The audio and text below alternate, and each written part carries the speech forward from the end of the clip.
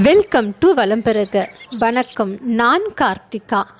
மழைக்காலத்தில் ஏற்படும் சளி, ஜுரம், இருமல், தொற்று கிருமிகளால் ஏற்படும் இன்ஃபெக்ஷன் இது எல்லாத்தையுமே சரி செய்கிற வகையில் இருக்க போதுங்க இந்த பொடி மருந்து கிடையாதுங்க. அதாவது குழந்தைங்களிருந்து பெரியவங்க வரைக்கும் சாப்பிட்லாம். இது ஒரு இம்யூனிட்டி பூஸ்டர். நோய் வந்தால் தான் சாப்பிட்ணும் கிடையாது. நோய் வரத்துக்கு முன்னாடி ஒரு தடுப்பு மருந்தாகவும் இது செயல்படும். இது சுவையான வகையில் பிள்ளைங்களும் சாப்பிட்லாம். நான் சொல்கிற மெஷர்மெண்ட்டில் நீங்கள் செஞ்சிங்கன்னா அந்த பொடி நம்ம எப்படி செய்யலான்னு சொல்லி பார்க்கலாம். இதுக்கு முன்னாடி நம்ம சேனலை சப்ஸ்கிரைப் பண்ணாதவங்க யாராவது இருந்தீங்கன்னா சப்ஸ்கிரைப் பண்ணிக்கோங்க. ஆல் என்ன பட்டனை கிளிக் பண்ணிக்கோங்க. இந்த சேனலை பற்றிய கருத்துக்களை நீங்கள் தெரிவிங்க. ரெண்டாவது, நான் சொல்கிற மெத்தடை எல்லாமே ஃபாலோ பண்ணி பாருங்கள். இது எல்லாமே ரொம்ப ஆராய்ச்சி பண்ணி உங்களுக்கு நான் கொடுக்குறேங்க. இது எல்லாமே சக்ஸஸ்ஃபுல் ரிசல்ட் கொடுத்தது தான். செய்வாங்க எப்படி பண்ணுறதுன்னு பார்க்கலாம்.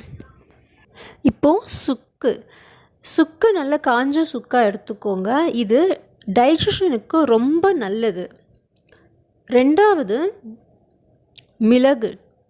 மிளகு இருந்தால் தைரியமாக பகைவர் வீட்டில் கூட இருந்து சாப்பிட்லாம். நல்ல ஒரு நஞ்சு முறியான்.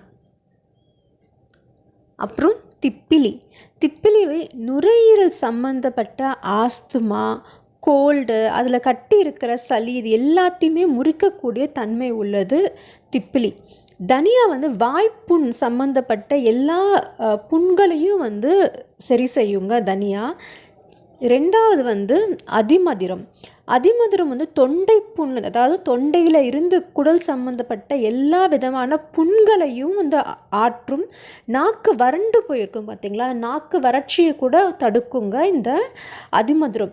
சித்திரத்தை பார்த்திங்கன்னா ரொம்பவே இந்த ஜுரம், கபம், நாள்பட்ட இருமல் இது எல்லாத்தையுமே சரி செய்ய கொள்ளுது இந்த சித்திரத்தை.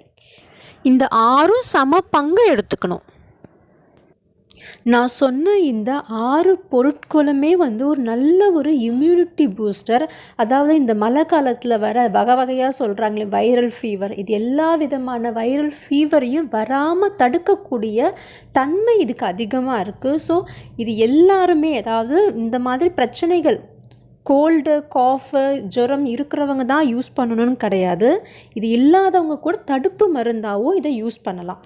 நான் சொன்ன இந்த 6 பொருட்களையும் என்ன பண்ணணும், ஒரு அம்மிக்கல்லையோ இல்லை இந்த மாதிரி இடிக்கல்லையும் நல்லா இடித்து பொடியாக்கிக்கோங்க. அந்த பொடியை மிக்சியில் போட்டு நல்லா பவுடர் பண்ணிக்கணும். அப்படியே மிக்சியில் போட்டோன்னா அரைப்படாது. அதனால் கொஞ்சம் பொடியாக்கிட்டு அதுக்கப்புறம் மிக்சியில் போட்டு இந்த மாதிரி நல்லா பவுடர் ஆக்கிக்கோங்க.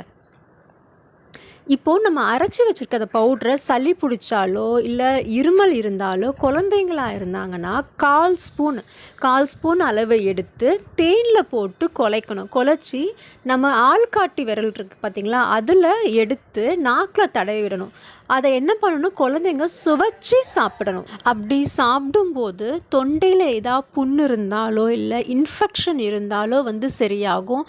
சளி, ஜுரம், ஏதாவது தொற்று நோய் ஏதாவது இருந்தாலோ அதை ஆரம்பத்திலே கட்டுப்படுத்திடும். பெரியவர்களாக இருந்தீங்கன்னா என்ன பண்ணுங்கள், 1 டம்ளர் தண்ணியில் 1/2 ஸ்பூன் போட்டு நல்லா கொதிக்க வைங்க. உங்களுக்கு சளி அதிகமாக இருந்துச்சுன்னா 3/4 ஸ்பூன் போட்டுக்கோங்க. கொதிக்க வச்சு வெதுப்பாக நாக்கு பொறுக்கிற சூட்டில் குடிக்கணுங்க. விருப்பப்பட்டீங்கன்னா பனக்கற்கண்டு அப்படி இல்லை பனை வெல்லம் சேர்த்துக்கலாம். இப்படி நீங்கள் சளியும் ஜுரம் இருக்கும்போது தொடர்ந்து ஒரு 3-4 நாள் சாப்பிட்டுக்கிட்டே வாங்க. காலையில் மாலையில் இங்கே குடிக்கும்போது வெறும் வயிற்றில் குடிக்கணுங்க. அப்படி குடிக்கும்போது அவங்க ஏதாவது தொண்டையில் இருக்கிற இன்ஃபெக்ஷனாக இருந்தால் கூட சரியாகும். கண்டிப்பாக ட்ரை பண்ணி பாருங்கள். இந்த பொடியை பயன்படுத்தி பார்த்துட்டு அதோடைய பயனை சொல்லுங்கள். மற்றவங்களுக்கும் யூஸ்ஃபுல்லாக இருக்கும். எல்லாருக்கும் ஷேர் பண்ணுங்கள். இந்த மழை காலத்தில் நமக்கு வரக்கூடிய இந்த இருமல், சளி, ஜுரம் எல்லாத்தையும் நம்ம கட்டுப்படுத்திடலாம். இந்த வீடியோ பிடிச்சிருந்தால் லைக் பண்ணுங்கள், ஷேர் பண்ணுங்கள், சப்ஸ்கிரைப் பண்ணுங்கள். இயற்கையான மூலிகையை சாப்பிட்டு ஆரோக்கியமாக வாழுங்க. வாழ்க வளம் பெறுக.